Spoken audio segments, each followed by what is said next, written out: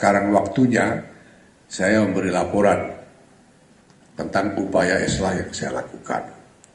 Pertama, bahwa sampai saat ini saya belum mendapatkan respon, tanggapan, atau jawaban atas permohonan saya untuk bertemu dengan Rois Am. Saya belum mendapatkan jawaban dari Rois Am mengenai permohonan itu sampai detik ini, sampai siang ini.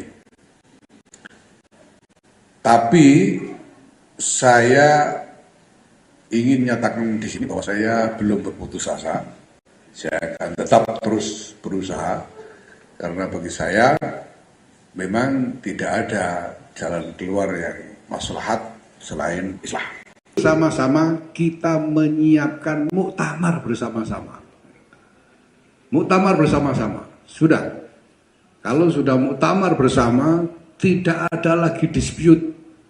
Tidak akan ada lagi perbedaan karena sudah muktamar bersama.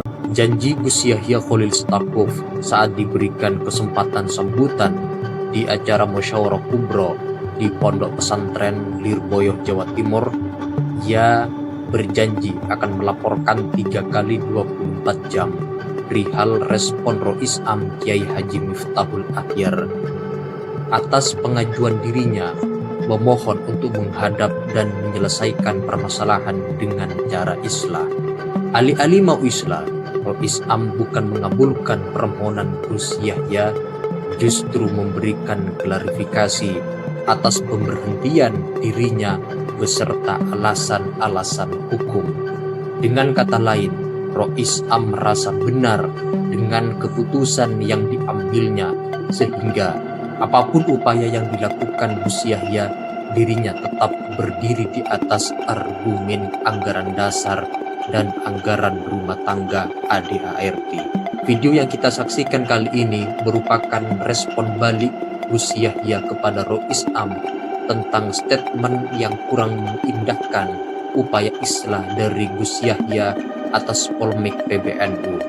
Kendati pun demikian, ternyata Gus Yahya tegas mengatakan tidak akan berputus asa untuk merajut islah meskipun harus berupaya lebih maksimal lagi bersama Rois Am. Teman-teman media dan hadirin yang saya hormati, terima kasih telah hadir bersama kami pada kesempatan siang hari ini. Sebagaimana yang kita semua tahu, masyarakat kita tahu bahwa pada tanggal 21 Desember yang lalu, hari Ahad, telah berlangsung musyawarah yang dilaksanakan bersama dengan para sesepuh mustasyar Pengurus Besar Nahdlatul Ulama. Kita semua tahu siapa saja yang hadir, dan juga dari perwakilan PWNU dan PCNU seluruh Indonesia beserta para pengasuh pesantren di seluruh Indonesia.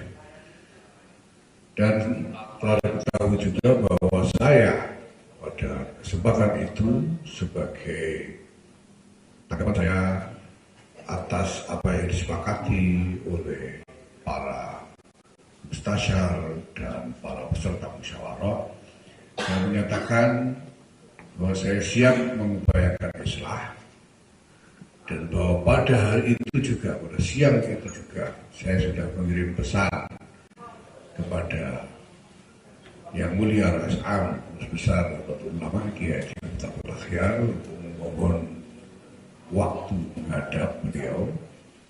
Dan pada hari Senin pagi saya telah mengirim surat resmi. Yang hari itu saya hanya mengirim pesan melalui WhatsApp, tapi hari Senin pagi saya kirim surat resmi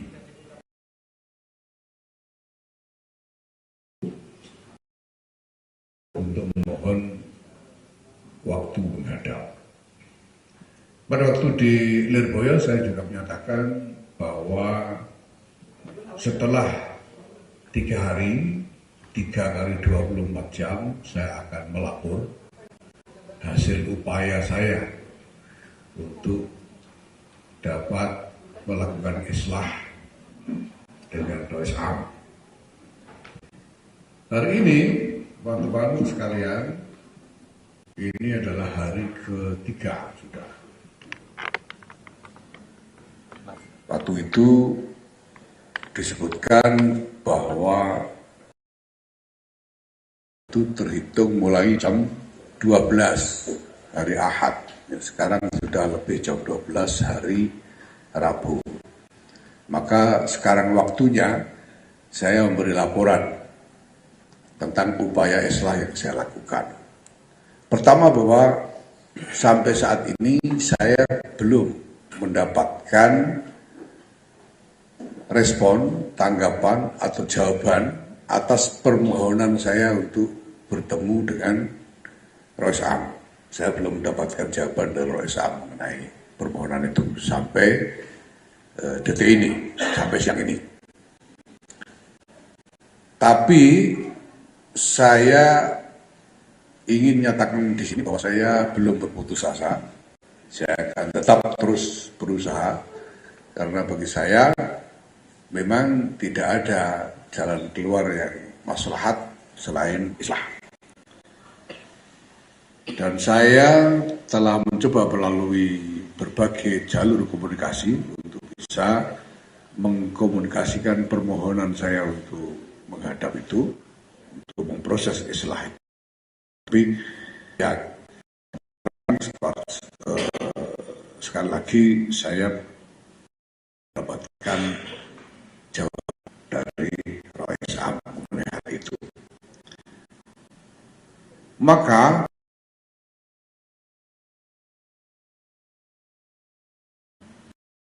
dan berkoordinasi dengan segenap pengurus wilayah NU dan pengurus cabang NU seluruh Indonesia. Saya akan segera memproses komunikasi ini, melakukan koordinasi dengan semua, dan kemudian dengan segenap PWNU dan BCNU seluruh Indonesia itu mengenai langkah-langkah apa yang akan kita tempuh bersama, untuk menyelesaikan permasalahan yang sedang kita hadapi saat ini. Jadi ini sudah hari ke hari, jam ke jam kita melakukan ikhtiar, dan segera kita akan lakukan koordinasi dengan PWNU dan BCNU seluruh Indonesia. Termasuk juga PCI, pengurus cabang istimewa NU di seluruh dunia, karena kita punya sekitar 20-an PCI NU di seluruh dunia. Nah, selanjutnya kemarin kita juga mendapatkan pernyataan dari Rois Am yang disebut sebagai tabayun oleh beliau, dan ditayangkan juga secara audiovisual oleh salah satu channel berita. Nah, karena itu saya juga merasa terpanggil untuk memberikan tanggapan terhadap pernyataan Rois Am yang sudah disiarkan tersebut.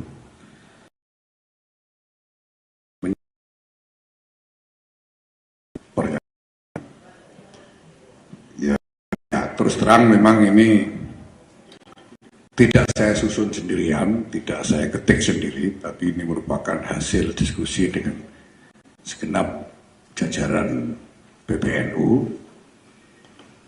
Tapi isi pernyataan ini sepenuhnya adalah tanggung jawab saya pribadi. Kenapa saya mengajak berembuk dan berdiskusi dengan teman-teman dari jajaran PBNU, karena beliau semua ini adalah juga saksi-saksi dan pelaku-pelaku yang tahu betul bagaimana proses semua ini berjalan dari waktu ke waktu, dari titik ke titik, sehingga mereka semua mengerti betul sebetulnya apa yang sedang terjadi. Nah, maka Saya akan bacakan saja surat pernyataan yang sudah saya siapkan ini. Nomor 4937 garis miring PB titik 23 garis miring A titik 2 Romawi titik 07 titik 08 garis miring 99 garis miring 12 garis miring 2025. Tanggapan atas tabayun. Tema menjernihkan masalah, menatap masa depan. Bismillahirrahmanirrahim.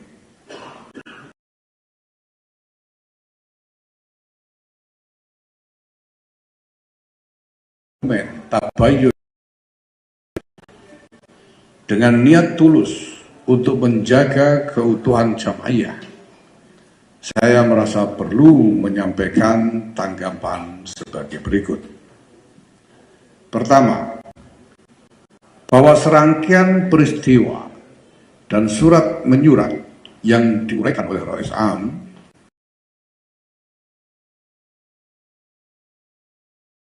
tidak dipisahkan.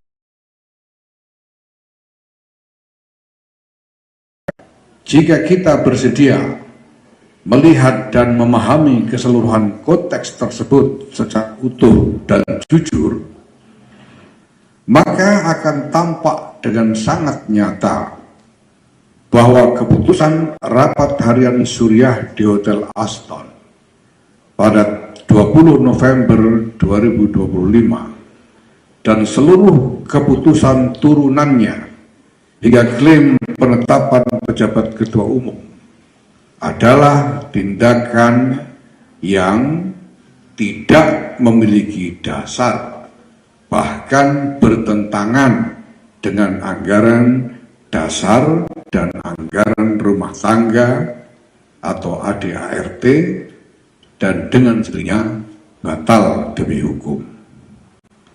Oleh karena itu,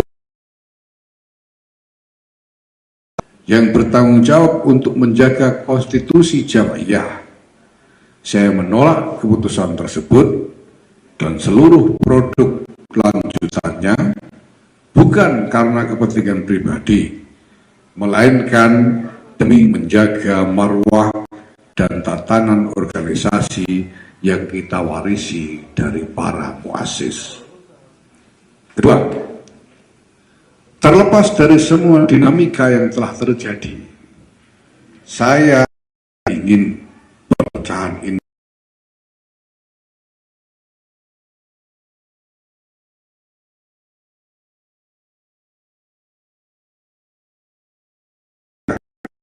dihabiskan dalam perselisihan.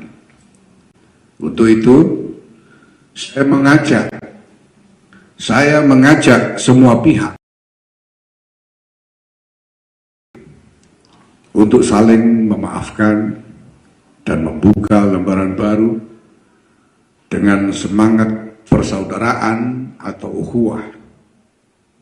Mari kita bersama-sama dalam semangat musyawarah menyiapkan muktamar yang legitimate dan sesuai dengan ADART, sesuai dengan anggaran dasar dan anggaran rumah tangga Nahdlatul Ulama, sebagai jalan keluar yang terhormat dan konstitusional untuk menyelesaikan semua persoalan dan membawa NU melangkah ke masa depan yang lebih baik.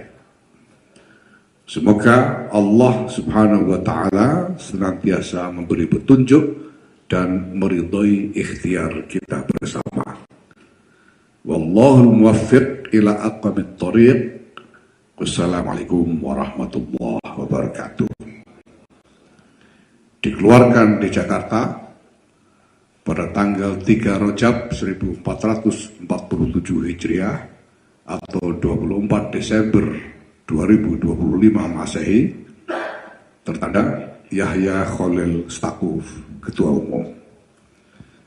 Jadi teman-teman dan hadirin sekalian, sebagaimana juga telah saya tegaskan dalam kesempatan musyawarah di Pondok Pesantren Lirboyo yang lalu, bahwa sejak awal, sejak detik pertama, saya menginginkan islah, saya menyerukan islah. Islah yang saya maksudkan adalah islah yang saya katakan binaan alal haq, islah yang dibangun di atas kebenaran, islah yang dibangun di atas prinsip-prinsip tatanan organisasi yang benar, bukan islah yang binaan alal batil, bukan islah yang dibuat atas dasar kebatilan-kebatilan atau hal-hal yang tidak benar, baik menurut standar norma etika aturan universal maupun menurut tatanan ketentuan ADART. Islah yang saya maksudkan adalah islah untuk kembali kepada tatanan, rujuk ilal haq, kembali kepada apa yang benar. Adapun di luar itu kesalahan-kesalahan pribadi, ketidaknyamanan emosional dan sebagainya, satu sama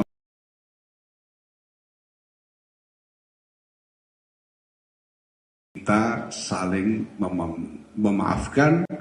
Mari kita kembali kepada persaudaraan di antara semua. Untuk selanjutnya bersama-sama kita menyiapkan muktamar bersama-sama. Muktamar bersama-sama. Sudah. Kalau sudah muktamar bersama, tidak ada lagi dispute, tidak akan ada lagi perbedaan karena sudah muktamar bersama-sama.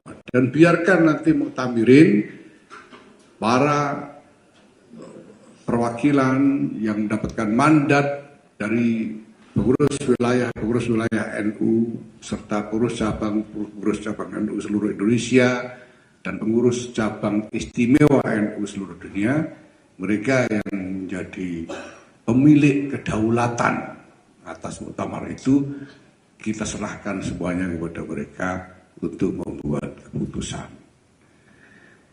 Ini adalah jalan yang terbaik dan juga jalan satu-satunya